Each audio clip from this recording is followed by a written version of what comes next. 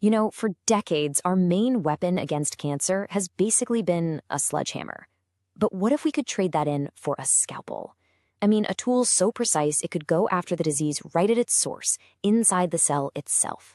Well, get this, a groundbreaking new study might have just unveiled that exact weapon, a kind of precision-guided missile in the war against lung cancer. And believe me, the stakes could not be higher. That number you see? 18%. That's a percentage of all cancer-related deaths worldwide that are from lung cancer. It is the deadliest of them all.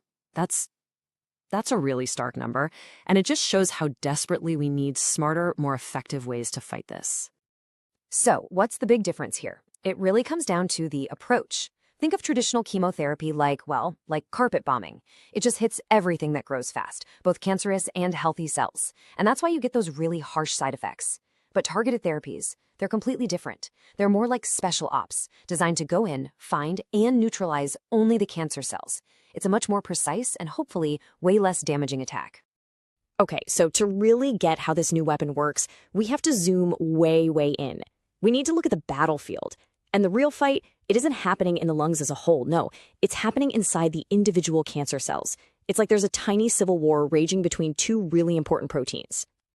And it all kicks off with this one single gene called PRDM2. The easiest way to think about a gene is like a blueprint, right?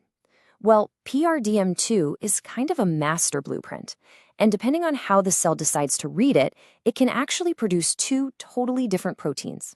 We're talking two workers with completely opposite jobs. And here they are, those two workers. On one side, we've got ARIZ-1. This is our hero, the good guy. It's what's known as a tumor-suppressor. Basically, it acts like the brakes on cell growth, keeping everything under control. But then, on the other side, you've got ARIZ-2. He's the villain, an oncogene, which is just a fancy word for a cancer causer. And what does it do? It slams its foot on the accelerator, telling the cell to just grow and divide like crazy. And right here, this is the heart of the problem. You see, in a normal, healthy cell, these two proteins are in perfect balance. But in more than 70% of lung cancers, that balance is just shattered. Take a look at the chart. The villain, RAS2, is being way overproduced. And when that happens, it pretty much silences our hero, RAS1. It's like the accelerator is jammed to the floor and someone just cut the brake lines. So, okay, if the big problem is that this one bad guy protein is being overproduced, then what's the solution? Well, how about you design a hero specifically to take it out? This is where the scientists got really creative. They designed a weapon that wasn't meant to kill the whole cell, but to just silence the villain hiding inside it. The tech behind this new weapon is pretty cool. It's called siRNA. That stands for small interfering RNA. Now, the simplest way to picture this is to think of it like a genetic mute button. Seriously, it's this tiny, custom-built piece of genetic code, and its whole job is to hunt down the instruction manual for one specific protein and then destroy that manual before the cell's factory can even start to read it. Pretty clever, right? And this is exactly how the new drug, which is called ARIZ-047, puts that tech to work. It's a simple three-step process. First, it goes out and finds the specific genetic message for ARIZ-2, our bad guy.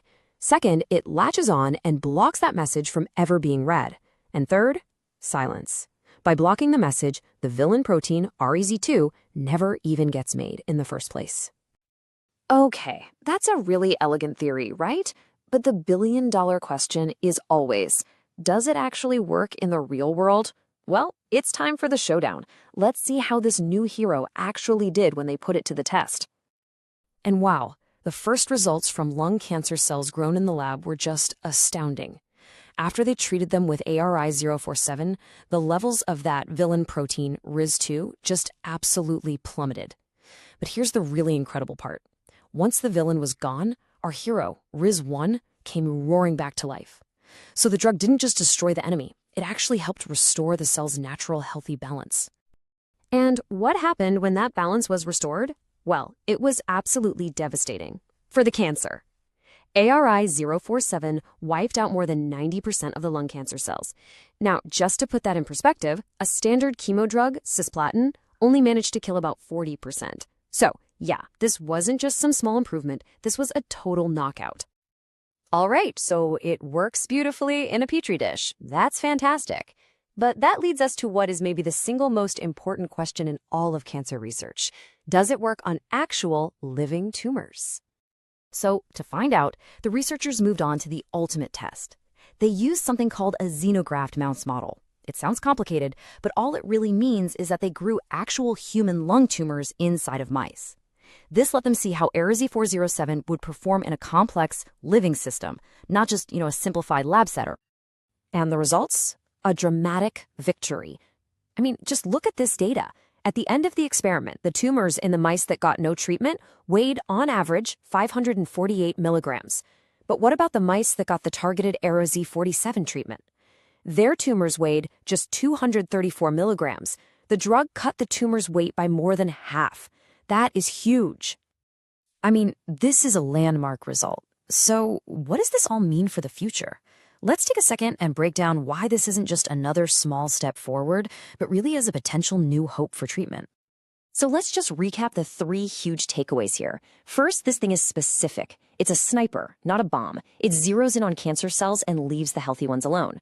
Second, it restores balance. And this is so important. It doesn't just kill the cells, it fixes the underlying genetic problem. And finally, the ultimate proof in the pudding. It shrinks tumors. It showed its power in a real living model.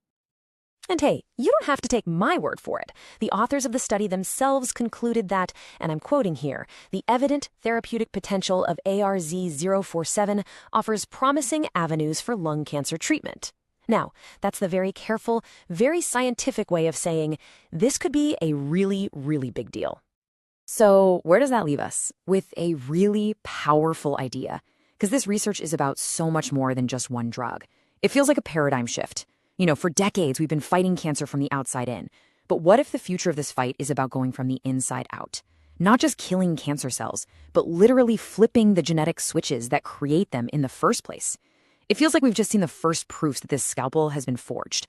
And the big question now is, how many other diseases can it help us conquer?